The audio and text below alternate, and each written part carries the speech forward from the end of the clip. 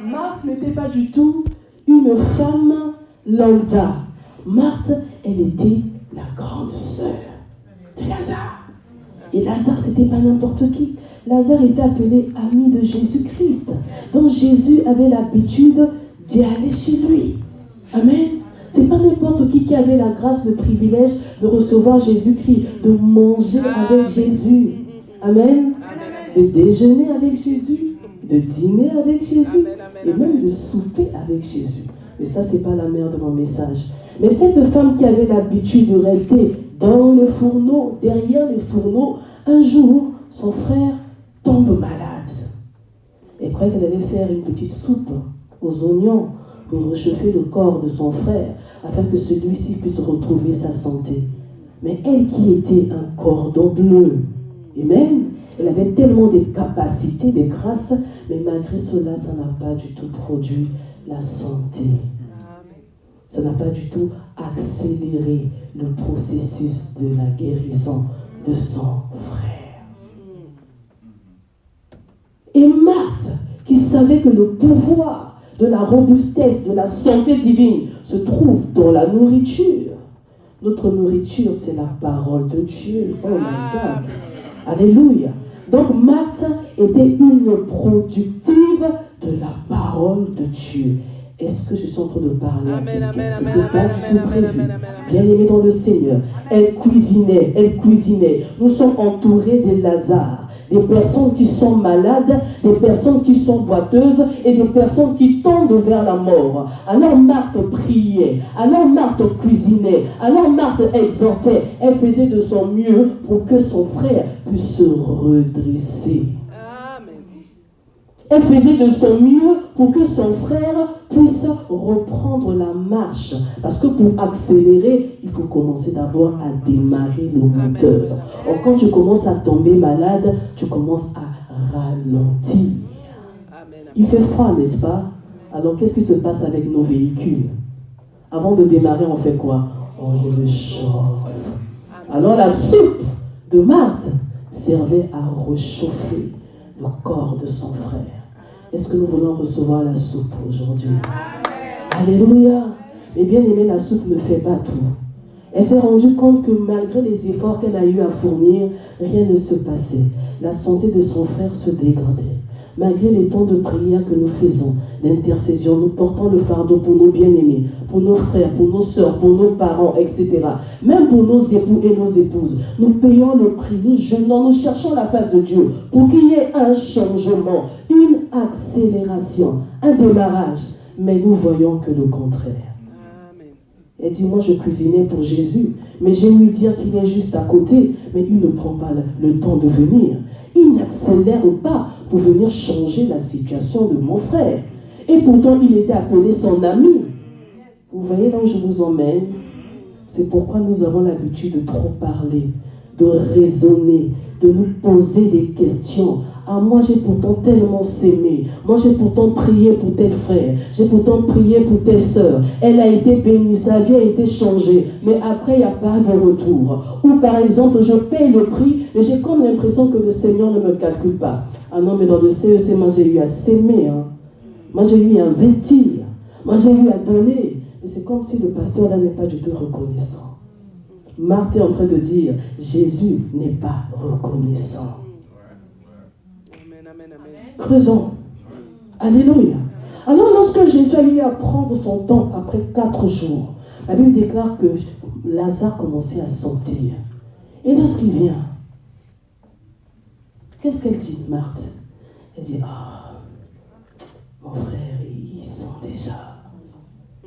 Il sent déjà.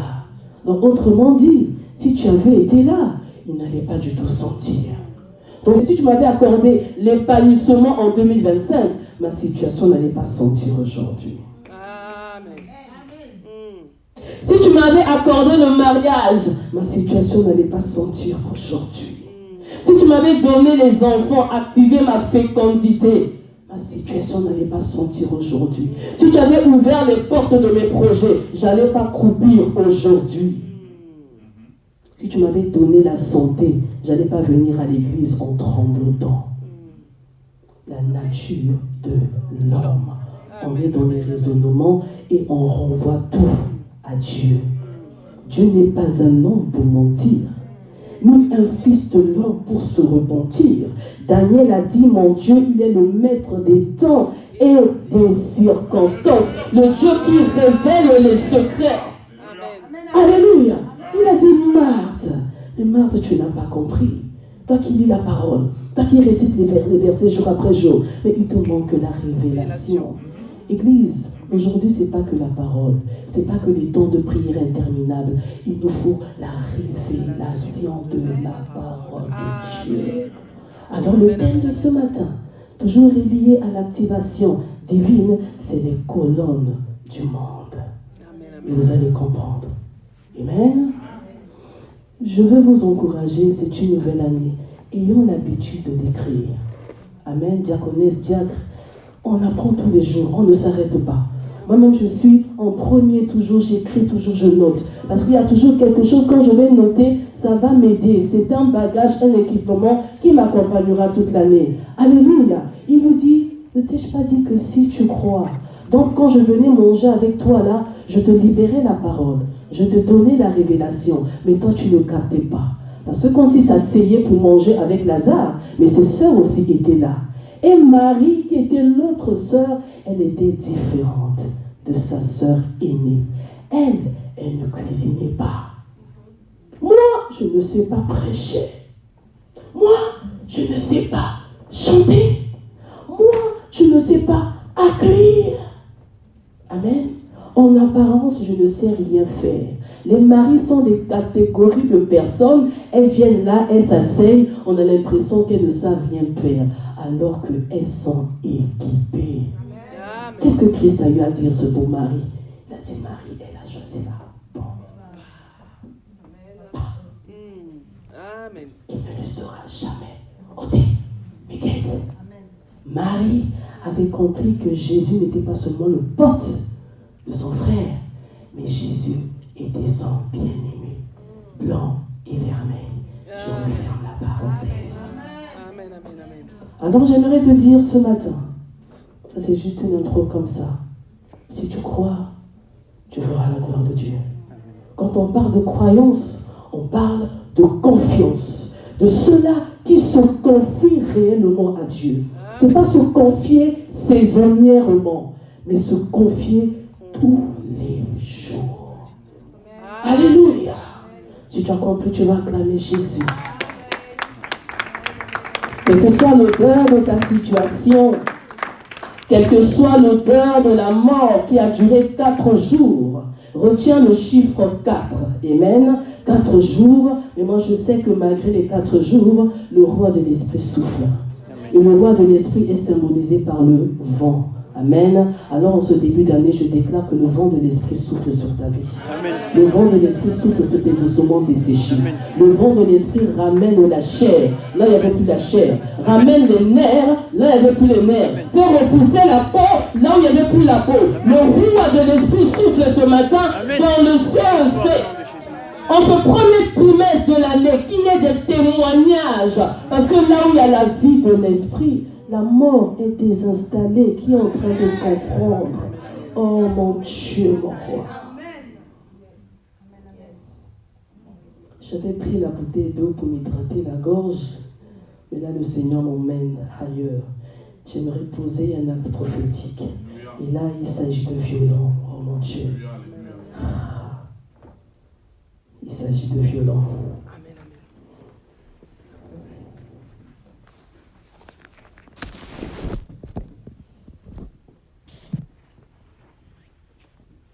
Le prophétique n'est pas une doctrine qui perdure dans le temps, c'est-à-dire à travers les actes que l'on pose, on ne fait pas de cela une doctrine. Mais ce sont des actes inspirés, spontanés, qu'on fait dans l'immédiat. Et ce n'est que les violents qui comprennent et qui s'y jettent. Alléluia, qui s'y jettent. Alors à travers l'image de cette eau, je ne vais pas vous la donner pour boire tout le monde, non. À travers l'image de cette eau que j'ai tenue, vous allez simplement vous mouiller les mains. Celui-là qui n'a pas compris, ce n'est pas un problème, mais c'est un acte prophétique. Là où tu te mouilles les mains avec cette eau, les mains qui symbolisent ta force, ton autorité, que le Seigneur te donne des capacités, des choses que tu n'avais pas à tenir, à posséder, que cela soit en finance, que cela soit en présent, que cela soit en opportunité, que cela soit en entreprise, que les portes s'ouvrent maintenant, les portes qui sont restées longtemps fermées, au nom de Jésus-Christ. Sharebrosa, Sharebrosa, Shakayamakeria, Rinamba Shenderebre, Rekaterebo Shakamakeria, l'eau de la vie. Il a dit à celui qui aura cru de courants de vie de jaillira de son sang. Et celui qui boira de mon eau, cette eau-là jaillira lui jusqu'à l'éternité. Cela veut dire que cette eau ne s'arrêtera pas. Elle va couler, elle va couler, elle va couler. Donc, tel que tes mains sont mouillées là, tes mains seront imprégnées de la vie de Dieu. Et la vie de Dieu descend dans tes racines pour enlever toute maladie, pour enlever toute impureté, pour enlever tout blocage, toute malédiction, toute colonisation, et tu prends l'âge. Ah, Seigneur, je le crois, je le crois, je le crois. Je le crois, je le crois, je le crois. Je sais que quelque chose est activé maintenant. Nous nous asseyons, sinon le service sera déclenché, mais ce n'est pas le plan de Dieu. Alors, chers bien-aimés dans le Seigneur, je vais vous donner une certaine image. On a parlé d'accélération. Mais pour l'accélération, il nous faut une direction. Pour l'accélération, il nous faut un gain, gagner en vitesse, chers bien-aimés de Dieu. Donc si on n'a pas la vitesse, on n'a pas la direction, on n'a pas le GPS, on va accélérer dans le vide. Or, nous sommes de ceux-là qui ne loupent jamais leur cible. Nous sommes de la race de ceux-là qui atteignent, qui doivent toujours atteindre leur but. Alléluia! Alors, chers bien-aimés dans le Seigneur, nous sommes dans une sphère globuleuse. Lorsqu'on parle de la Terre, elle est ronde, n'est-ce pas? La planète bleue. La Terre, elle est ronde. Et la Terre tourne, comme on nous l'a appris à l'école, tourne autour d'elle-même, n'est-ce pas? Mais la Terre tourne aussi autour du Soleil. C'est pour ça, dans certains pays, lorsqu'il fait jour, dans d'autres pays, il fait nuit. À un moment donné, ceux-là qui vont travailler, d'autres dorment. Amen. En cet instant, l'apôtre est en train de ronfler. Alléluia. Non, il ne ronfle pas, il est en éveil. Il nous suit. Sois béni, homme de Dieu. D'autres personnes sont dans la joie, mais d'autres sont en pleurs. Pourquoi? Parce que dans d'autres pays, il y a des naissances, Maman Love. Et dans d'autres pays, il y a des morts. Dans d'autres pays, il y a des gens qui brandissent leur diplôme. Mais dans d'autres pays, il y a des gens qui sont appelés échoués, échecs et maths. Alléluia. Donc nous voyons qu'il y a un système de rotation, Papa Emmanuel. La terre tourne. C'est un système. Amen. À un moment donné, à travers les saisons, il y a des gens qui obtiennent. À un moment donné, il y a d'autres qui n'obtiennent pas. Donc à chacun son tour. Aujourd'hui, c'est le tien. Demain, ça sera le mien. N'est-ce pas ce que nous nous disons souvent? Amen. Là, il s'agit de la terre. Et comme je vous l'ai dit dans la semaine, que la terre est sous une emprise. Alléluia. La terre, elle est sous une emprise. Dans la loi de la terre, on vit, on meurt. Mais avant de vivre, qu'est-ce qu'on fait? On naît. Amen. Tu m'entends, Vicky? L'homme naît, l'homme vit et l'homme meurt. Pourquoi? Parce que tout schéma de la terre mène quelque part vers la mort. Alléluia. Tu es poussière et tu retourneras à la poussière. Et ça, c'est l'image de la terre dite physiquement. Mais spirituellement, la Bible ne parle pas de la terre en tant que telle, mais elle nous parle du monde. Et le monde est tout un système. Amen. Est-ce que nous comprenons? Mais ce n'est pas trop profond, hein? Mais nous allons arriver. Je vais alléger, ce n'est pas trop compliqué aujourd'hui. Alors, quand nous voyons l'image du monde, le monde, Papa Noël, n'est pas rond. Amen, amen. Le monde a des angles. Alors, si le monde a des angles, c'est quelle figure, Papa Joël? Hein, le binôme? Le monde est carré, parce qu'à part égale. Donc, c'est carré. Alléluia. Le monde est carré, le monde a des angles. C'est pourquoi, en géographie, on nous parlait des 4 points cardinaux. Amen. Nous voyons l'image du nord, du sud, de l'est et de l'ouest. Et spirituellement parlant, ancien, les 4 points cardinaux sont gouvernés, sont occupés. On parle des hauts lieux du monde. Ces points-là sont occupés. Amen. Mais avant de vous parler de ces points, je vous emmène quelque part. Lorsque on parle du monde et de la terre, on parle des 4 éléments de la nature. Amen. Nous ne sommes pas en cours, hein, mais même la parole de Dieu, elle est riche. Tout est dans la parole de Dieu. On nous parle des 4 éléments majeurs de la nature. Il y a quoi en premier? L'eau. Il y a l'eau, la terre, le feu et le roi, le vent. Amen. Donc la terre est appuyée et basée sur ces 4 éléments majeurs. Et le monde est aussi appuyé sur ces 4 éléments majeurs. Je ne parle pas de 5, mais je parle de 4. Et tout ce qui est spirituel n'est pas relié forcément à la Bible. Amen. Quand on parle de spiritualité, ce n'est pas forcément la spiritualité divine que nous pratiquons, nous les enfants de Dieu. La spiritualité divine est conduite par le Saint-Esprit. Amen. Mais les spiritualités, entre guillemets, sont conduites, sont gérées par ces 4 éléments-là. Amen. Le vent, la terre, l'eau et le feu. Est-ce que nous comprenons? C'est pourquoi chaque territoire de la terre, chaque continent est influencé par ces éléments-là. Parce que ces éléments ne sont pas que des éléments en tant que tels. Ce sont des entités. On est en train de comprendre. Le monde est influencé par ces entités-là. Donc quand toi, tu proviens par rapport à nos origines, tu proviens d'un territoire, d'un pays qui est proche de l'eau, la littorale, c'est l'eau qui influence. Non, chez nous les gens de l'eau, hein, maman love, nous les gens de l'eau, c'est compliqué. Mais l'eau, il n'y a pas que l'eau douce. Comme je dis à la diaconesse souvent, l'eau, il y a aussi la mer, l'eau salée. Dans cette influence, cette imposition-là, ça sévit toutes les races qui proviennent de là. Chez vous aussi, à l'eau, non? L'eau. Ah. D'autres personnes, le territoire, c'est la terre. Et c'est la terre qui crie, qui impose, qui gouverne et qui influence les familles, Papa Noël. La terre.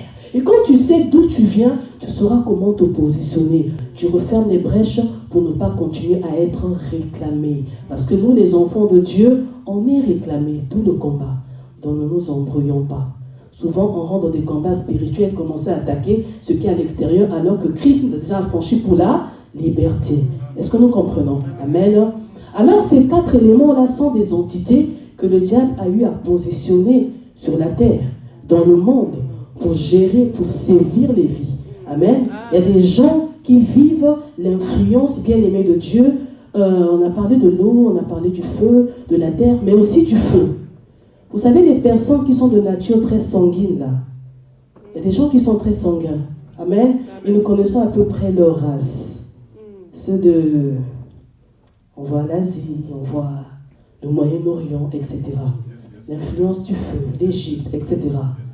Nous comprenons. Amen. Eux là, les kamikazes. Toi, on te dit que si tu tues une multitude, tu iras au ciel, au paradis. Ah, j'y vais. Ils sont sanguins. Le feu. Les feux étrangers. Amen. Alléluia. Que Dieu nous aide. Amen, amen. Mais le Seigneur, lui qui nous a affranchis pour la liberté, qui a dit, ne retournez plus sous le joug de l'esclavage, a fait de nous un royaume. Amen. Je vous ai dit, nous sommes l'Église. Et l'Église, elle est hors du monde. Donc, hors de l'imposition, de l'influence de ces entités-là. C'est pourquoi Jésus a eu à dire à Pierre, Pierre, le diable t'a réclamé. Parce que désormais, tu es à mes côtés.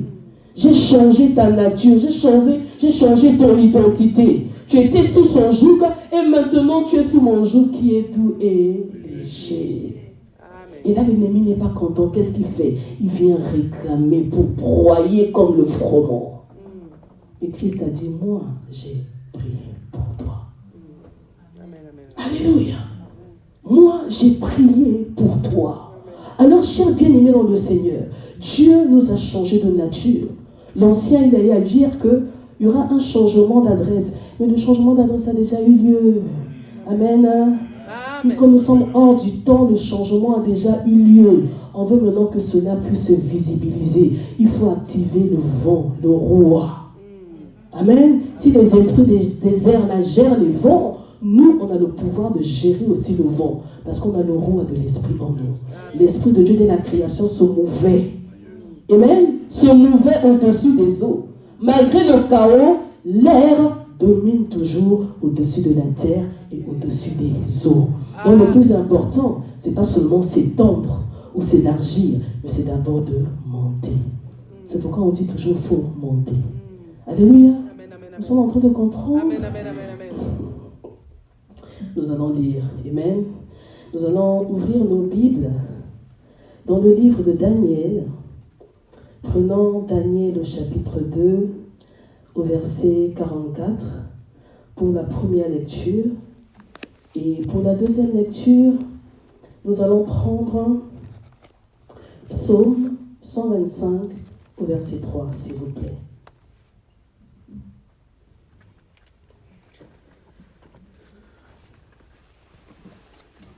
Instinctivement, automatiquement. Daniel 2, 44, s'il vous plaît. Daniel 2. Oui, Papa Pierre, vas-y. Je lis la parole de Dieu dans Daniel 2, verset 44. Dans le temps de ces rois, le Dieu des cieux suscitera un royaume qui ne sera jamais détruit et qui ne passera point sous la domination d'un autre peuple. Il brisera et anéantira tous ces royaumes-là et lui-même subsistera éternellement. Il brisera, il anéantira tous ces royaumes-là et lui-même, il subsistera. Amen.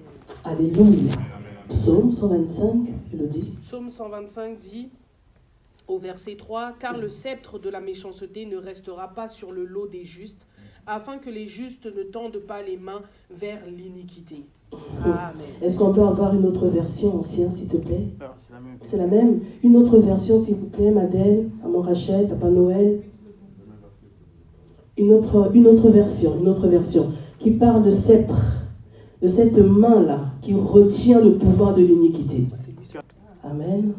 Ça, c'est dans l'autre Bible que je lisais tout ce matin lorsque je méditais. Cette main est formée de 5 doigts. C'est cette main qui a le pouvoir de retenir le pouvoir de l'iniquité. Je vous ai dit que Christ a fait de nous un royaume, n'est-ce pas? Virgule, des sacrificateurs. Il n'est pas dit qu'il a fait de nous un royaume de sacrificateurs. Parce que ce n'est pas tout le monde qui devient réellement sacrificateur.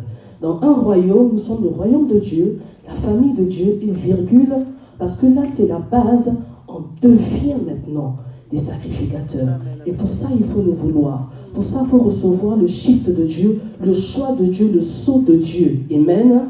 Alléluia. Alors, à travers ce qu'on a eu à lire, bien aimé, le roi Nebuchadnezzar, c'est compliqué la prononciation, à travers ces songes compliqués, il fit encore appel à Daniel.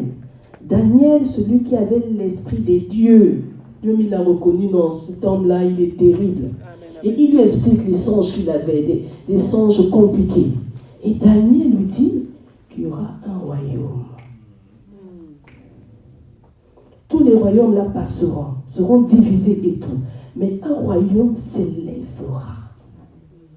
Maman Rachel, tu comprends? Un royaume s'élèvera. Amen, amen.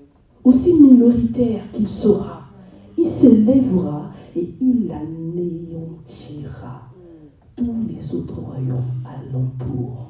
C'est quoi les royaumes alentour? Ce sont les mondes alentour. C'est 4 points.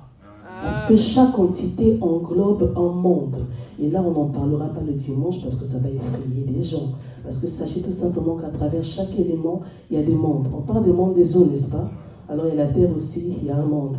Amen. Dans le feu aussi, il y a un monde. Tout a un monde. Donc, le royaume de Dieu, qui est fait de toi et de moi, anéantira tous ces autres royaumes. Et le royaume de Dieu, c'est quoi? C'est l'Église. Mais écoutez, et il leur donne en partage un trône de gloire. Car à l'Éternel sont les colonnes de la terre. Les colonnes de la terre. Et c'est sur elles, au pluriel, qu'il a posé le monde. Ésaü a eu à dire que ma destinée est devant ta face. Chers bien-aimés dans le Seigneur, nous sommes dans le monde, mais nous ne sommes pas du monde. Alléluia. Quel que soit le système du monde, le Seigneur nous a sortis de ce système. Christ a eu à dire que tout pouvoir m'a été donné dans le ciel et sur la terre. Alléluia. Pourquoi? Parce que s'il a reçu le pouvoir, nous continuons sa mission. Il a reçu le pouvoir et il nous a légué, il nous a délégué. Alors on a reçu le pouvoir du ciel et de la terre. Alors qui peut nous arrêter? Qui peut nous limiter? Parce que nous sommes les colonnes de la terre. L'Église, elle est la colonne. Et la colonne s'étend sur les 4 dimensions. De la dimension de l'eau, de la dimension de la terre, de la dimension du feu. Et le 4e, c'est quoi? Le vent. Le plus terrible. Alléluia. On doit se positionner. Et pour ceux-là qui arrivent à se positionner ainsi, c'est eux qui vivent l'accélération divine. Amen. Parce qu'ils ont la capacité de gérer le temps, de sortir du temps, Papa Noël. C'est pourquoi le secret, au fait, c'est simplement de rechercher à monter. Lorsqu'on s'élève, on a la capacité de gérer les choses.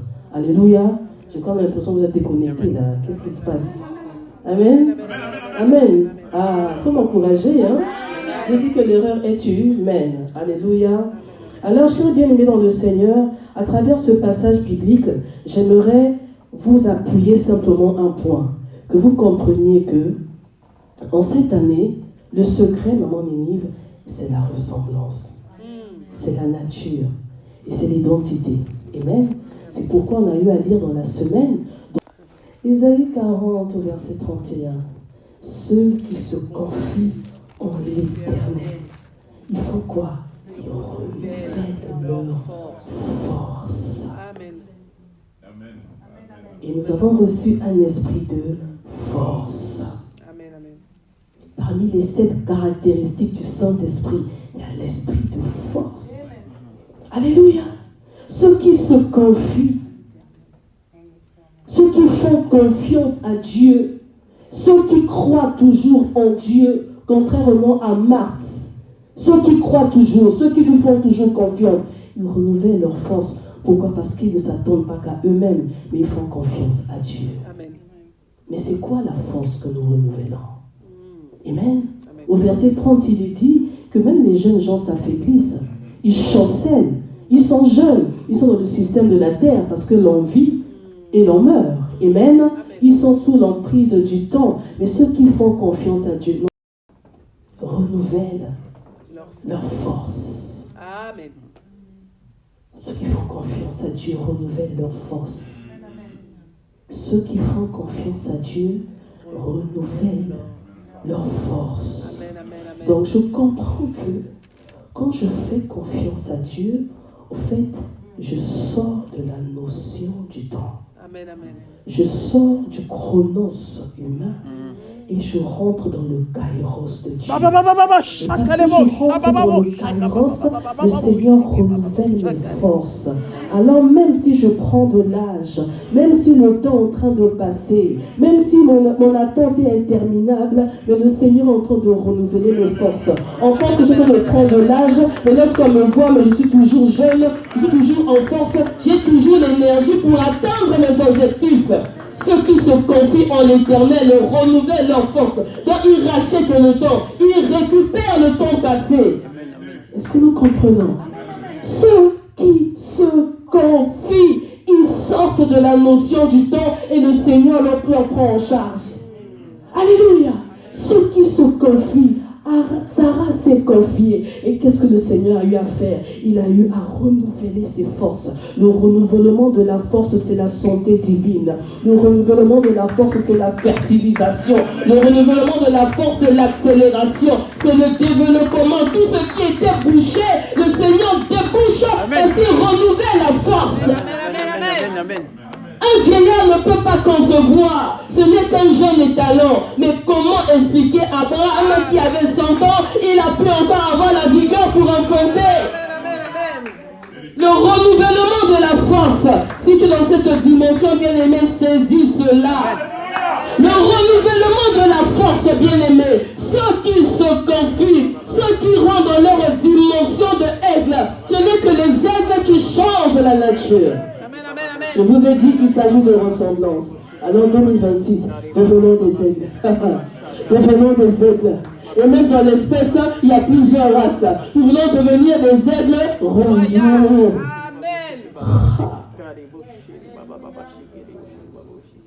À travers Ésaïe 40.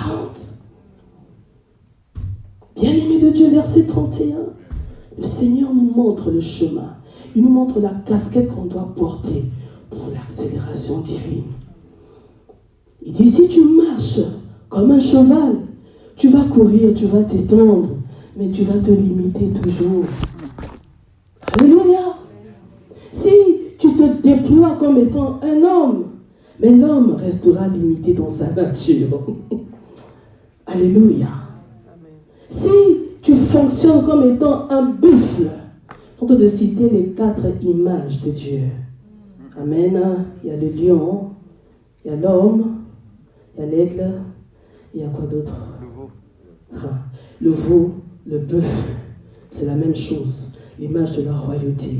Bien-aimé, tu vas t'étendre, tu vas t'élargir, tu vas t'enraciner, cher bien-aimé, mais si tu n'es pas un aigle, tu ne pourras pas.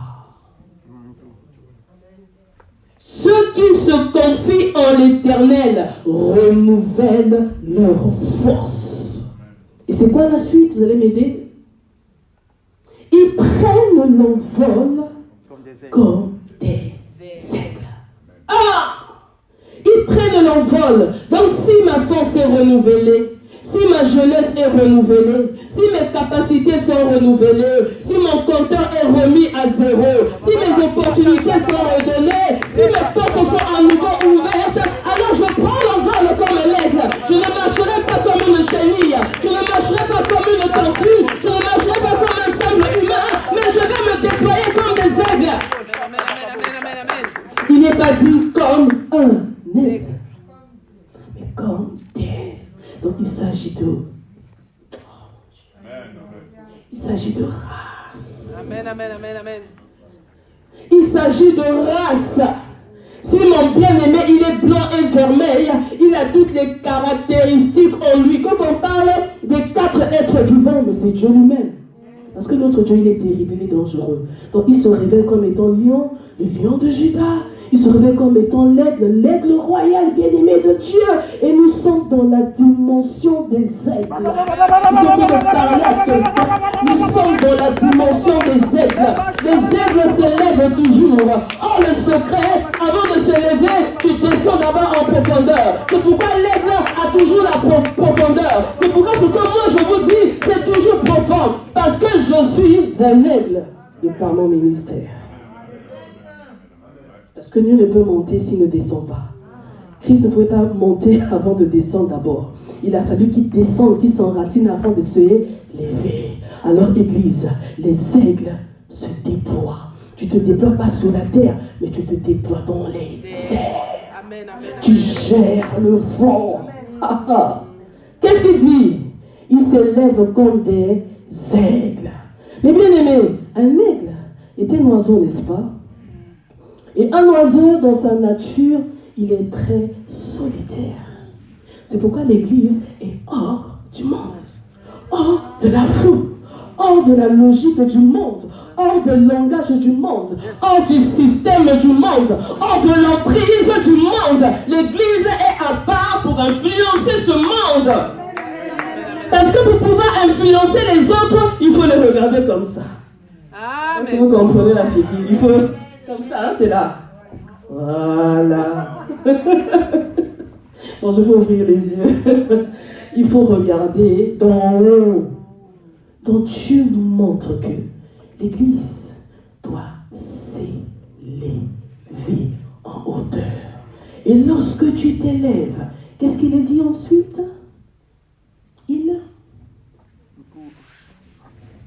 Oh, ne sois pas timide. Participants, non? Nous sommes dans Isaïe 40, verset 31. Il court et ne se lasse point. Il court et il ne se lasse point. Pourquoi? Parce qu'ils ont déjà à déployer leurs ailes dans les hauteurs.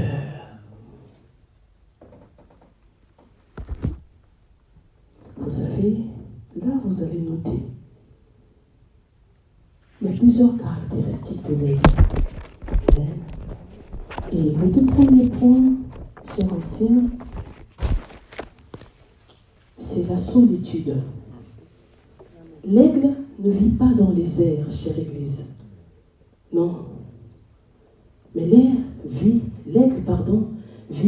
dans les rochers. Et lorsqu'on va les rochers, ce n'est pas un confort douillet. Dans le rocher, il y a l'aridité. Dans le rocher, il y a la rudesse, il y a le froid, il y a l'obscurité. Parfois, il n'y a pas à manger. Mais c'est son lieu de demeure.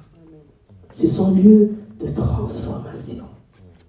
C'est dans ce lieu-là, là où il y a le froid, bien aimé, que l'aigle fracasse son bec sur le rocher. C'est de cette dimension-là, bien aimé, là où tout est chaotique, que l'aigle est en train de renouveler son rhéma, sa parole. Nous comprenons? Sur le rocher, sur la pierre. Jacob avait dormi sur la pierre. Alors dites-moi, est-ce qu'un homme normal peut trouver le sommeil sur la pierre? Non. Amen, amen. Un aigle se déplume, renouvelle sa beauté dans les rochers. Christ est le rocher de notre salut. Christ est la principale de l'angle, la pierre angulaire. La pierre, elle est robuste, elle ne change pas de nature. Quelles que soient les intempéries, qu'il fasse chaud, qu'il fasse froid, qu'il neige, qu'il grêle, la pierre demeure toujours telle qu'elle est. Sa nature ne change pas. Amen. Il renouvelle ses serres. Renouveler ses serres, vous savez, les serres, c'est des crocs, hein? Mais il les renouvelle. Comment il fait? Il les arrache un par un. Amen. Est-ce que nous comprenons le langage? Amen. L'Église aujourd'hui a peur d'arracher ses serres. On fait toujours mal. Tu me blesses, moi aussi je te blesse. Tu me parles, moi aussi je te parle mal. Tu me pardonnes pas, moi aussi je te pardonne pas. Tu m'as typé, moi aussi je te type. Ah non, mais ce qui m'a fait là, j'ai du mal à pardonner. Ah non, on reste des hommes. Hein? Ah non, c'est compliqué. Les serres. Or, les aigles, pour se déployer, pour prendre la place des hauts lieux. Bien aimé, c'est quoi les hauts lieux? N'oubliez pas que Daniel, sa prière a été bloquée pendant 21 jours. Amen. L'ange est descendu. Gabriel, qui est un ange messager, il est descendu et les rois de Perse l'ont bloqué. Comment expliquer? Gabriel, un ange puissant, un ange messager. C'est pas n'importe qui. Mais il a été bloqué par les rois de Perse. Les dominations qui sévissent les airs. Terrible. Alléluia. Mais il a fallu persister dans la prière afin que le ciel soit ouvert. Bien-aimés dans le Seigneur, les serres, il nous faut enlever nos serres. Et s'enlever les serres, ça va de pair avec notre propre volonté. Amen.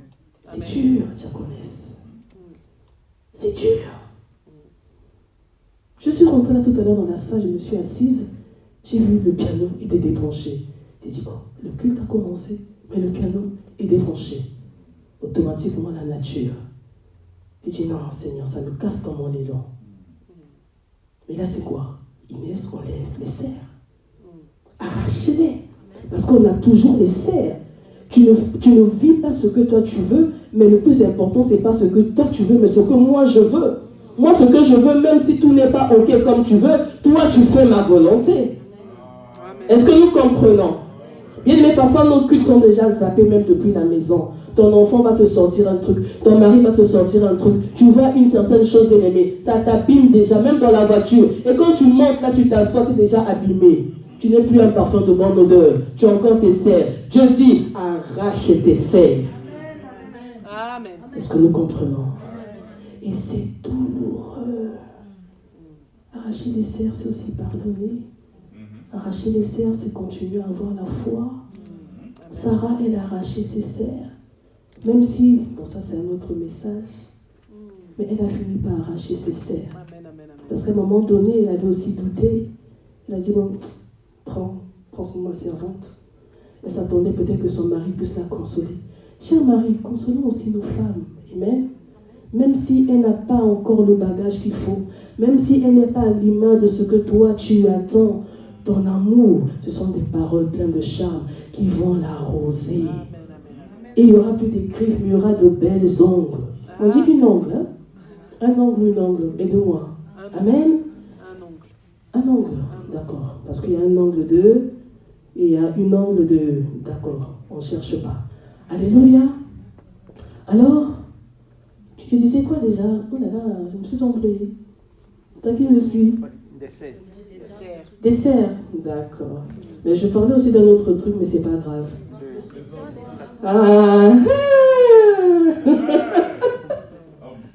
Les hommes, amen. Les paroles des hommes sont pleines de charme et ça pèse aussi le cœur des femmes. Amen. Amen. Au lieu que les serres puissent sortir, mais c'est des ongles jolis qui sortiront. Amen. Ça c'est un langage et je peux m'attarder sur ça sinon on ira ailleurs. Amen. Je veux simplement faire comprendre que les serres bien-aimées, c'est aussi des dards que nous portons encore. C'est aussi des échardes que nous avons. Parce que nous sommes humains. Alléluia. Amen. Mais ce n'est pas le Seigneur, il n'est pas sadique. Ce n'est pas à lui d'arracher nos serres. Parce que ces serres-là, non seulement ça peut faire du mal aux autres, et même à nous-mêmes. Amen, amen, amen. Mais il te dit, regarde, tu as des serres, arrache-les. Parce que quand tu vas les arracher, de plus belles vont sortir. Amen, amen. Moins pointues, moins dégueulasses, moins sales. Vous comprenez l'image? Parce que c'est avec les serres que l'aigle fait quoi? Maîtrise, attrape sa proie. Amen. Acclame Jésus, s'il vous plaît. Amen, amen, amen. Il me reste combien de temps? Je dirais 10 minutes à peu près. Je vais gagner le temps. Amen. Alors, j'ai parlé du premier point, c'est la solitude, n'est-ce pas? Amen. Le deuxième point, j'hésite parce que c'est en progression. La solitude.